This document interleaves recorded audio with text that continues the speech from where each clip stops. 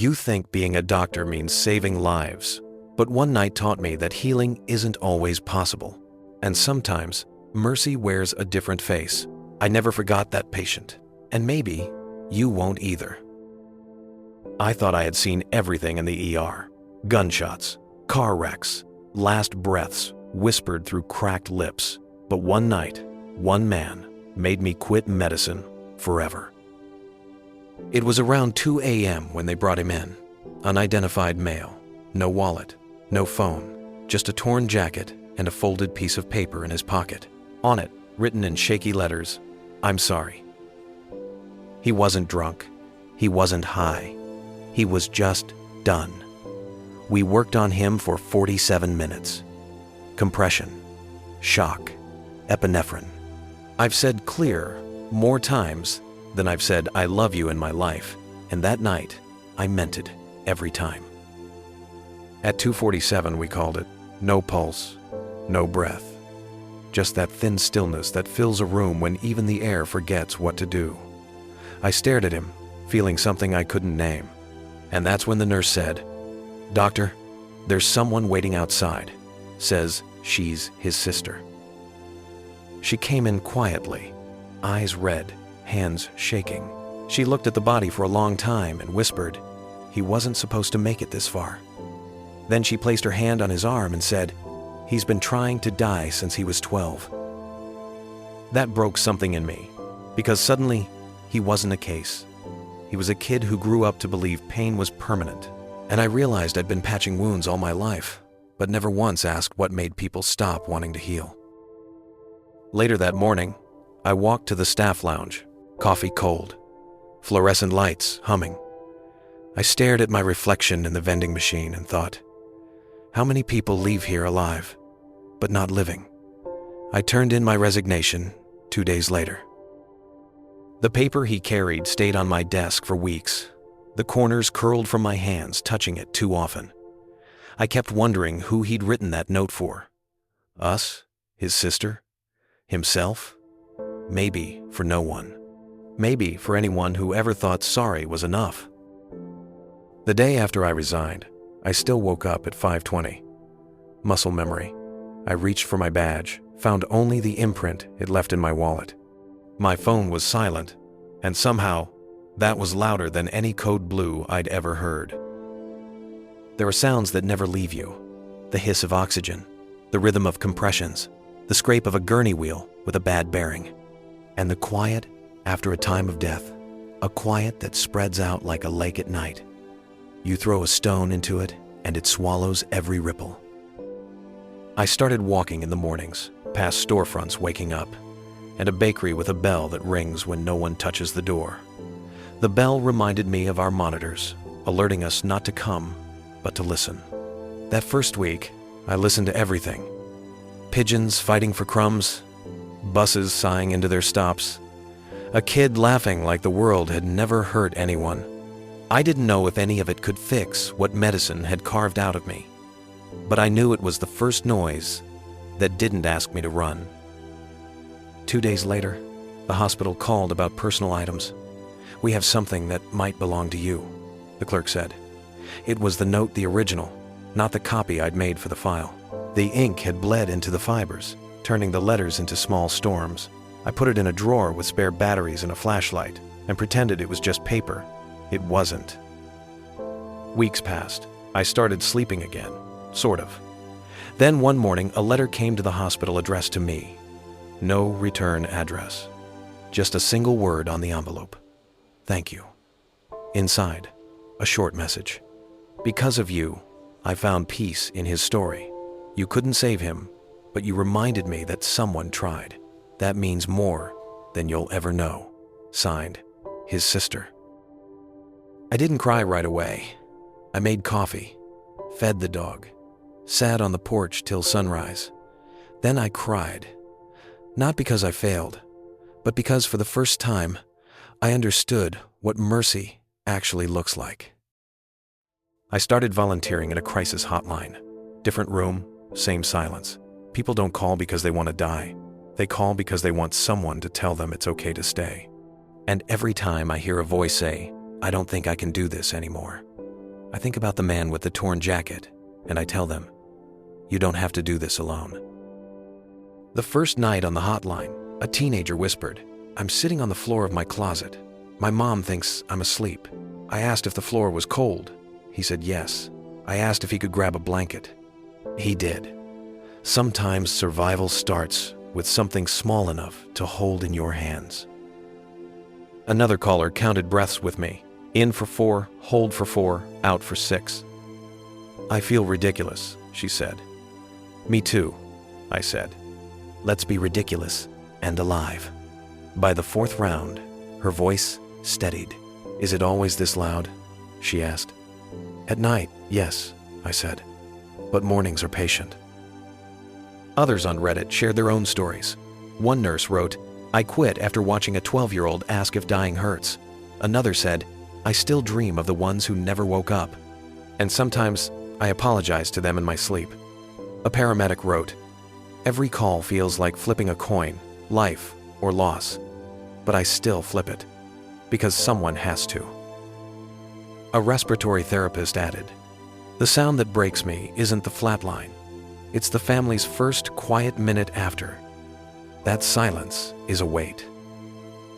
A mother commented, my son took his life last year. Your post made me remember the paramedic who cried harder than we did. Please tell them it mattered. A former patient wrote, I was a John Doe once. No ID, no shoes, no hope. A nurse tucked my hair behind my ear like I was hers. That touch kept me here. Someone else said, I left the OR after 30 years. People think it was the blood. It was the birthdays I missed to hold hands with strangers. I don't regret a single hand. The sister wrote again, this time to my personal email. He used to collect bottle caps. Said he liked the way they looked, like little suns. We had a whole drawer full growing up. After the funeral, I found 2 in his jacket. He never stopped collecting. I pictured the drawer of caps, the way kids turn trash into treasure and call it proof that the world is bright. I wondered when he stopped seeing the shine. 2 months later, I passed by the hospital again. Different staff, same walls. The security guard didn't recognize me. I smiled and said I used to work here. He said, rough place, huh? I nodded. Yeah, but it teaches you what love looks like when it's running out. In my head, I still have rooms mapped out. Trauma bay with the chipped tile. Supply closet that sticks if you pull instead of push. Family room where I once sat with a woman and told her we did everything we could. She looked at the floor as if the truth might be printed there. When I left, she whispered, thank you for saying we. I couldn't survive if it was just me. 6 months after I left, the hotline manager asked if I could train new volunteers. You have a way of making the room quiet, she said. I smiled, thinking of the ER, where quiet was both a mercy and a warning. I told the class, you don't need the perfect words. You need to stay. People can tell when you're not planning your exit. That week, a caller said, I'm in the parking lot outside the bridge. I asked, can you see your car? He said yes. What color is it? He laughed, surprised by the question. Blue. Okay, I said. Then you've already chosen one thing to walk toward, he cried. We talked about music and stupid pet videos and the way some days feel like a bad sock that twists in your shoe. He went home. He emailed the hotline 2 months later. Still here. Bought better socks. I kept the ER out of my dreams for a while. Then one night, I saw him, the man with the torn jacket, not on a gurney, but on a park bench at sunrise. He was holding a bottle cap up to the light, turning it like it might be a compass. I woke up with my hand curled like I'd been holding one too. In the drawer with the flashlight, I still had his note. I added a soda cap beside it. A small sun for a dark place. There's a rhythm to the ER that never leaves you. The sound of monitors. The beeping that becomes your heartbeat. The quiet after a loss. Sometimes I still wake up expecting to hear it. Then I remember the silence means someone else is still alive. 1 year later, I met the sister for coffee. Neutral ground, a place with chipped mugs and a chalkboard menu. She brought a photo I hadn't seen her and her brother on a porch swing, knees dirty, smiles missing teeth, summer light turning their hair into halos. He used to make up new birthdays for himself, she said, so he could blow out more candles. We both laughed, then didn't. She asked, "Do you ever feel guilty for leaving?" I said, "Only when I measure myself with the wrong ruler." She nodded, like she understood a ruler I didn't know I'd been using. "He thought the world was an exam," she said. "He never believed he could pass without cheating pain somehow." We sat with that for a while, how some people live as if every day might mark them wrong. After she left, I walked to the used bookstore down the block and found a copy of a children's atlas. On the first page, a kid had drawn a crooked sun with a blue crayon. I bought it and wrote inside the cover, "For anyone who needs a map that includes mornings." I left it on the community shelf with a note, "Take me." Some nights I still drive past the hospital, park across the street, and watch the windows glow like constellations. I imagine the stories inside: a nurse counting breaths, a janitor humming a hymn, a resident pretending not to be terrified, a family holding hands around a bed as if a circle could keep someone from falling, and somewhere, a doctor learning when to let go and how to keep breathing after he does. People think medicine is about fighting death. It's not. It's about witnessing life at the edge of itself and choosing not to look away. It's about holding a door open long enough for someone to walk through. Sometimes they do. Sometimes they don't. Both are human. Both deserve gentleness. I still keep a small kit in my trunk: gloves, gauze, a tourniquet, a pocket mask. Habits don't retire just because you do. I've used it twice. Once at a fender bender, once on a soccer field when a stranger collapsed.